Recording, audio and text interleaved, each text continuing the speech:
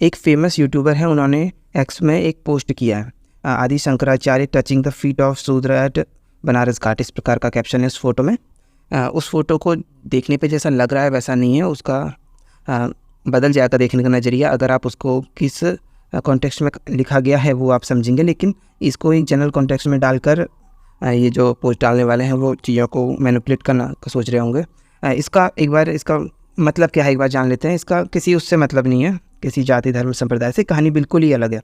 ये कहानी एक्चुअल में जाति संप्रदाय से ऊपर उठ के है, लेकिन इसे जानबूझकर जाति संप्रदाय के बीच में डाल दिया गया है एक नैरेटिव बनाने के लिए, वो बिल्कुल गलत है। तो बात यह है ना, इसका कॉन्टेक्स्ट यहाँ से समझना पड़ेगा, थोड़ा सा स्पिरिचुअल उसमें जा रहा है ये, ठीक है। समय है कहते हैं शंकराचार्य जी का उस समय का दोपहर का टाइम है, काशी नगरी में शंकराचार्य जी नहाने के लिए जा रहे हैं, वापस आ रहे हैं, रास्ते में एक चांडाल दिखता है, ठीक है, कुत्तों के साथ था। कई बोलते हैं कि यह 4 कुत्तों के साथ चला था, कई बोलते हैं कुत्तों का, जो हमें अभी लेके चल रहे हैं 4 चांडाल कुत्तों के सहित जा रहा है और शंकराचार्य जी ने उसको बोला कि दूर हटो, ठीक है। आगे है कि चांडाल ने शंकराचार्य जी से कुछ बोला है, वहाँ पे कन्वर्सेशन है चांडाल और शंकराचार्य जी की, जो बहुत ही स्पिरिचुअल लेवल पे बात हो रही है। तो चांडाल ने शंकराचार्य जी से बोला कि जो ब्रह्म है वो तो अद्वितीय है, ब्रह्म जो है वो आसक्तिहीन है, अद्वितीय बताया था, अनिंदनीय है, असंग है, सच्चित आनंद रूप है। आप ध्यान देना इस शब्दों पे, कुछ एक आध शब्द बाद में रिपीट होंगे तो आपको रिलेट करने में मदद होगी, ठीक है। असंग है, ठीक है, भेदहीन है, ठीक है, ये सब जो है ये सब चीज़ें ब्रह्म को बताती हैं ना, ब्रह्म ऐसा है। तो चंडाल पहले बता रहे हैं फिर पूछ रहे हैं इस तरह से। तो चंडाल ने कहा कि उस ब्रह्म में भी तुम भेद की कल्पना कैसे कर सकते हो, ये मेरे लिए आश्चर्य की बात है। जो ब्रह्म अभेद्य है, मतलब जो भेदहीन है, उसमें तुम भेद की कल्पना कैसे कर रहे हो। वो कह रहे हैं कि एक ही ब्रह्म आत्मा रूप से जब प्रत्येक शरीर में व्याप्त है तब किसी को दूसरा समझना तो उचित नहीं है।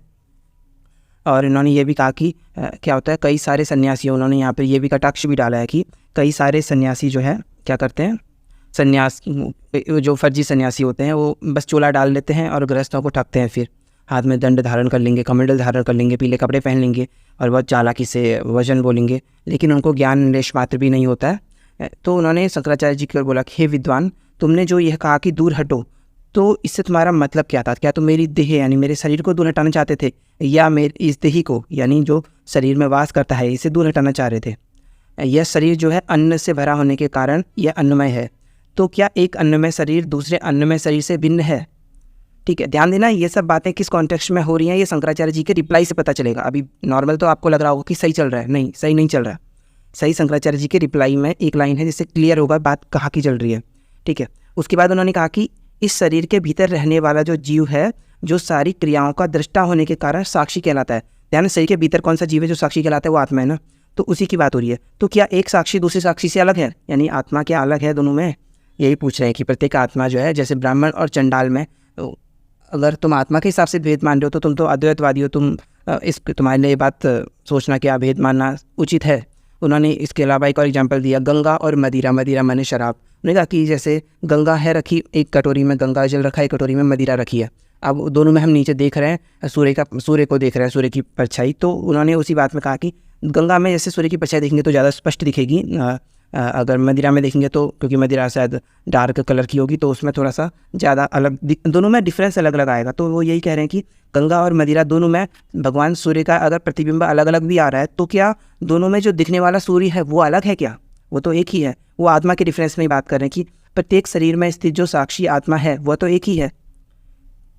तो फिर मैं पवित्र ब्राह्मण हूँ, तुम शपथ हो, इस प्रकार दूर हटो, ये कैसा तुम्हारा आग्रह है? ये सब ये मिथ्या है, ये कहा उन्होंने। उसके अलावा उन्होंने यह भी कहा कि अचिंत्यनीय, अव्यक्त, अनंत, ठीक है, और उपाधि से शून्य अपने स्वरूप को अज्ञान के द्वारा बुलाकर हाथी के कान के समान, हाथी का कान बहुत जल्दी इधर उधर घूमता है, बहुत चंचल होता है, हाथी के कान के समान चंचल इस शरीर में, जो शंकराचार्य जी से कहा कि इस शरीर में अहम की भावना क्यों कर रहे हैं? यानी वो कहना चाह रहे कि ये कहते हैं स्वयं को जो है अचिंतनीय, अव्यक्त, अनंत, उपाधि से शून्य बता रहे हैं कि आप तो ये सब हैं। तो अज्ञान के द्वारा इन सब चीज़ों को भुला क्यों दे रहे हैं आप, और अपने में अहम की भावना क्यों कर रहे हैं? ध्यान दीजिएगा, यहाँ पर वो शंकराचार्य जी से यह कह रहे हैं, क्योंकि यहाँ पर एक कहानी आपको बताता है। इससे पहले क्या हुआ था, जब शंकराचार्य शिक्षा लेने गए थे तो उनके गुरुजी ने उनसे क्या पूछा था कि तुम कौन हो? तो उन्होंने क्या बोला, चिदानंद रूप शिवोहम शिवोहम, मैं शिव हूँ। तो यहीं पर वो कटाक्ष कर रहे हैं कि तुमसे, कि वहाँ तो तुम ये कह रहे थे, अभी तुम किस ज्ञान द्वारा अपने आप में इस प्रकार की अहम की भावना कर रहे हो। इतना ही नहीं, उन्होंने यह भी बोला कि विमुक्ति यानी मोक्ष के मार्ग पर जाने की विद्या प्राप्त करने पर भी तुम्हारे अंदर लोक संग्रह की भावना कैसे जाग रही है। और उन्होंने कहा कि आश्चर्य की बात है कि उस मायावी परमपिता परमात्मा के विशाल इंद्रजाल में आपके समान महान पुरुष भी फंस रहे हैं। इतना कहकर चंडाल चुप हो गए। अब शंकराचार्य जी को इस विषय में आश्चर्य हुआ कि यह अंत्यज है कि नहीं है। अंत्यज के वचन सुनकर शंकराचार्य जी ने विस्मित होकर उनसे कहा कि हे प्राणियों में श्रेष्ठ, जो कुछ भी आपने कहा है वह बात बिल्कुल सच है। तुम आत्मज्ञानी हो, तुम्हारे वचन के संदेह को मैं दूर कर रहा हूँ। सब उपनिषद इसे जानते हैं। इंद्रिय वर्ग को जीतने वाले लोग इस बात का मनन करते हैं तथा अपने अंतःकरण को आत्मा में नित्य रमण कराते हैं। इतना होने पर भी, यहाँ ध्यान दीजिएगा, ये बात बहुत महत्वपूर्ण है और यही बात मेन है कि इतना होने पर भी वे अपनी बुद्धि को भेदरहित नहीं कर पाते हैं। इतना होने पर भी वे अपनी बुद्धि को भेदरहित नहीं कर पाते हैं। तो शंकराचार्य जी ने उन्हें इसी बात का जवाब दिया कि मैंने तुम्हें दूर हटो क्यों बोला, क्योंकि हमारी बुद्धि इतना प्रोसेस कर रहे हैं, इतना मेथड हम जो अप्लाई कर रहे हैं, जो साफ शुद्धता, ईश्वर भजन, नित्य ध्यान, समाधि, जो भी हम ये प्रोसेस कर रहे हैं, ये भेद बुद्धि से हटाने के लिए ही हम इतना प्रोसेस कर रहे हैं। और उस प्रोसेस में हमें कुछ नियम कायदों की ज़रूरत पड़ती है। उन नियम कायदों में हम बधे होने के कारण हम आपको दूर हटो बोल रहे हैं, क्योंकि शास्त्र में हमारे स्पर्श क्या छुएँ क्या ना छुएँ, क्या देखें क्या नहीं देखें, ताकि हम अपनी बुद्धि को उस स्तर तक ले जा सकें। उसके लिए ये प्रावधान दिया गया है। उसी प्रावधान के कारण वो इस प्रकार की बातें कह रहे थे। उसके बाद भी उन्होंने कहा कि जिस दृढ़ बुद्धि पुरुष के लिए, जिस पुरुष की बुद्धि इतनी दृढ़ हो चुकी है, यह संपूर्ण विश्व उस पुरुष के लिए सदा आत्मरूप से ही प्रकाशित होता है। फिर वह चंडाल हो या ना हो, वह वंदनीय ही है। यह मेरी दृढ़ निष्ठा है। तो यहाँ पर जो बात कह रहे हैं ये सामान्य मनुष्यों के लिए नहीं कह रहे हैं। वह व्यक्ति जो मोक्ष की राह पे चल पड़ा हो, उस व्यक्ति की बात हो रही है, उस मेंटल लेवल की व्यक्ति की बात हो रही है, उस जिसकी बुद्धि इतनी ऊपर पहुँच गई हो। हमारे सामान्य जैसे पुरुषों के लिए भेद, स्पर्श, दृश्य के आदि देखना चाहिए, ये सब नियम लागू होते हैं। लेकिन जो शरीर के बंधनों से ऊपर उठ चुका है, उसके लिए ये सामान्य नियम लागू नहीं होते हैं। आगे शंकराचार्य जी ने कहा कि जो आत्मा भगवान विष्णु, भगवान शिव आदि देवी देवताओं में है, वही आत्मा कीड़े मकोड़े से जीवों में भी है। वही आत्मा मैं भी हूँ। यह जिसकी बुद्धि है वह चांडाल ही क्यों न हो, वह मेरा गुरु है। इस संसार में विषय के अनुभव के समय जहाँ जहाँ पर ज्ञान उत्पन्न होता है, वहाँ वहाँ सब उपाधियों से रहित ज्ञान स्वरूप कौन है, वह मैं ही हूँ। मुझसे भिन्न और कोई पदार्थ नहीं है। ऐसी जिसकी बुद्धि है वही आदमी मेरा गुरु है। ऐसा कहकर भगवान शंकर ने उस रूप को नहीं देखा। उन्होंने देखा कि चारों वेदों के साथ भगवान शिव, जिनके मस्तक पर इंदु कला चंद्रमा की चांदनी चमक रही है। शंकराचार्य जी ने अपनी आंखों के सामने भगवान शिव की अष्टमूर्ति को देखा। किस भाव से देखा? भय से, भक्ति से, विनय से, धैर्य से, हर्ष से और विस्मय से, यानी आश्चर्य से। और भगवान शिव की स्तुति करने लगे। शंकराचार्य जी ने बोला कि हे शंभो, देह दृष्टि से तो मैं तुम्हारा दास हूँ। हे त्रिलोचन, जीव दृष्टि से भी मैं तुम्हारा दास हूँ। शुद्ध आत्मदृष्टि से विचार करने पर सबकी आत्मा तुम ही हो।